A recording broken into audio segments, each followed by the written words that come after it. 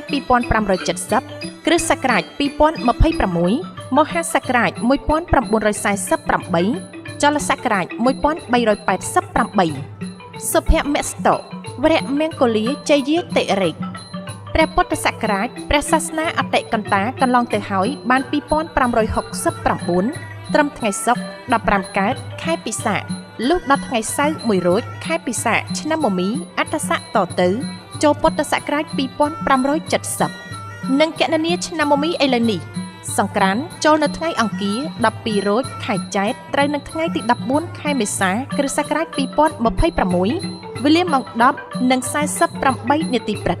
ពេលនោះព្រះអាទិត្យចេញពីមីនរាសីទៅស្ថិតនៅឯមេសរាសីតាមផ្លូវគោវិថីគឺផ្លូវកណ្ដាលមានទេវធីតាមួយព្រះអង្គជាមគ្គនាយិកាព្រះនាមរាជសាទេវី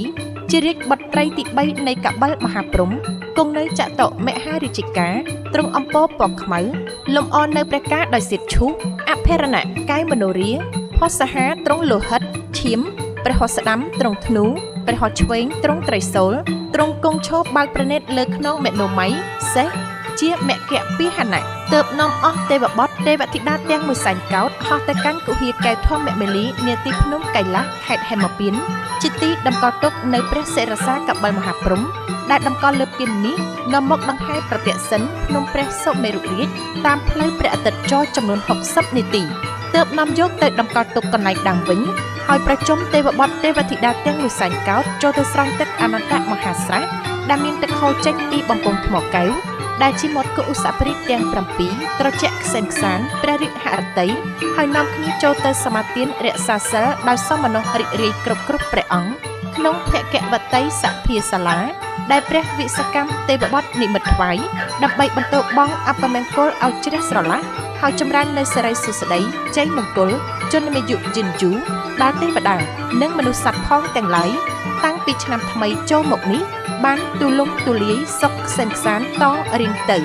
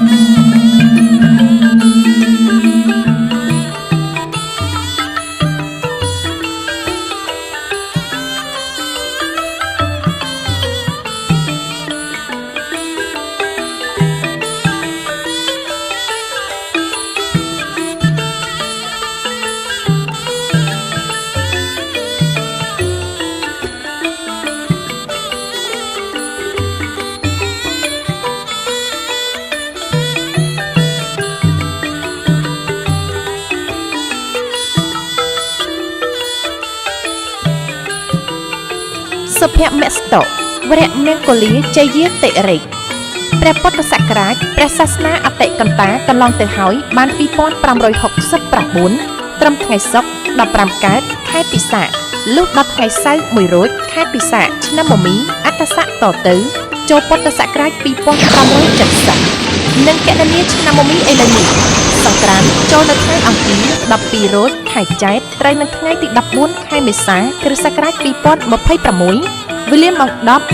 10:48 នាទីព្រឹកពេលនោះព្រះអាទិត្យចេញពីមនៈរាសីទៅស្ថិតនៅឯមេសរាសីតាមផ្លូវគោវិថីគឺផ្លូវកណ្ដាលមានទេវធីតាមួយព្រះអង្គជាមគ្គនាយិកាព្រះនាមរាជសាទេវីជារាជបុត្រីទី3នៃកបិលមហាព្រហ្មគង់នៅចតុមហារាជការទ្រង់អំពរពណ៌ខ្មៅលំអរនៅព្រះការដោយសៀបឈូកអភរណៈកាយមនោរាផសហាទ្រង់លោហិតឈាមព្រះហស្តស្ដាំទ្រង់ធ្នូព្រះហស្តឆ្វេងទ្រង់ត្រីសូលទ្រង់គង់ឈរបាល់ប្រណិតលើខ្នងមេណូមៃសេះជាមគ្គពីហណៈទើបនាំអស់ទេវបុត្រទេវធីតាទាំងមួយសែនកោដហោះទៅកាន់គុហាកែវធម្មមេលីនាទីភ្នំកៃឡាសខេត្តហេមពាន្តជាទីតម្កល់ទុកនៅព្រះសិរសាកបិលមហាព្រហ្មដែលតម្កល់លើពីនមាសនាំមកដង្ហែប្រតិសិនភ្នំព្រះសុមេរុរាជតាមផ្លូវព្រះអាទិត្យចរចំនួន60នាទីទើបនាំយកទៅតម្កល់ទុកកន្លែងដើមវិញហើយប្រជុំទេវបុត្រទេវធីតាទាំងមួយសែនកោដចូលទៅស្រង់ទឹកអនន្តមហាស្រះដែលមានទឹកហូរចេញពីបំពង់ថ្មកែវដែលជាមាត់គោឧសភរិទ្ធទាំង7ត្រជាក់ខ្សែនខ្សានព្រះរាជហឫទ័យហើយនាំគ្នាចូលទៅសមាទានរក្សាសិលដោយសមនស្សរីករាយគ្រប់ព្រះអង្គក្នុងភគវតីសភាសាលាដែលព្រះវិសកម្មទេវបុត្រនិមិត្តថ្វាយដើម្បីបន្តបងអពមង្គលឲ្យជ្រះស្រឡះហើយចម្រើននៅសិរីសុស្ដីជ័យមង្គលជនមាយុយិនយូដល់ទេវតានិងមនុស្សសត្វផងទាំងឡាយតាំងពីឆ្នាំថ្មីចូលមកនេះបានទូលំទូលាយសុខខ្សែនខ្សានតរៀងទៅថ្ងៃអង្គារ12រោចខែចែកត្រូវនៅថ្ងៃទី14ខែមេសាគ្រិស្តសករាជ2026វេលាម៉ោង 10:48 នាទីព្រឹកជាថ្ងៃចូលឆ្នាំវរៈមហាសង្ក្រាន្តថ្ងៃពុធ13រោចខែចែកត្រូវនៅថ្ងៃទី15ខែមេសាគ្រិស្តសករាជ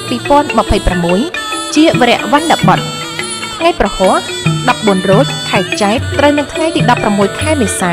គ្រិស្តសករាជ2026វេលាម៉ោង 14:40 នាទី12 វិនាទី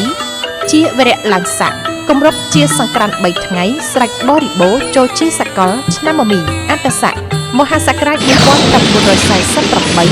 ចលសករាជ1388តទៅ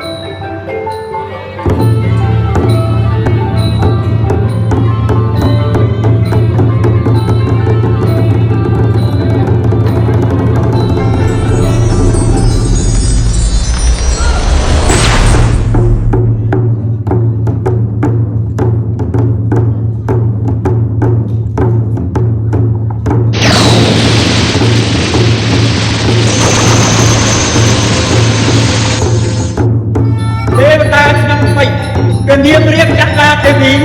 ជាបតីទី3បានយាងចុះមកដល់ហើយ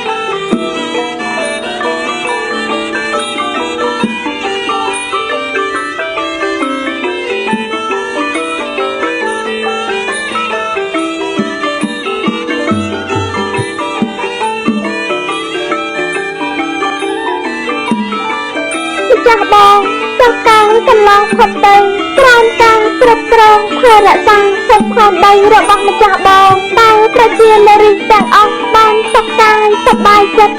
យ៉ាងណាដែរទៅក្រាបទូលជាចាស់អូនដោយអន្លើនៃការងារកសាងសង្គមប្រជានារីទាំងអស់បានសុខកាយសប្បាយចិត្តណាស់ទាំងការហូបចុកទាំងការស្លៀកពាក់តាមរំទៅតាមប្រពៃណីជាតិជួយកសាងមាតុភូមិឲ្យរីកចម្រើនទៅមុខជាលំដាប់និងរួបរวมគ្នាយ៉ាងជិតស្និទ្ធជាមួយមន្ត្រីរាជការក្នុងសង្គមជាតិរបស់គេផងណាម្ចាស់អូនទេវតាឆ្នាំចាស់សូមក្រាបទូលថ្វាយដំណឹងដល់ទេពនិករនិងប្រជានុរាស្ត្រទាំងអស់ឲ្យបានជឿថាព្រះរាជពិធីផ្ទេរតំណែងថ្វាយទេវតាឆ្នាំថ្មីត្រូវប្រពធ្វើនៅពេលនេះហើយបបិទ្ធព្រះនាងឆ្នាំចាស់កន្លងផុតទៅ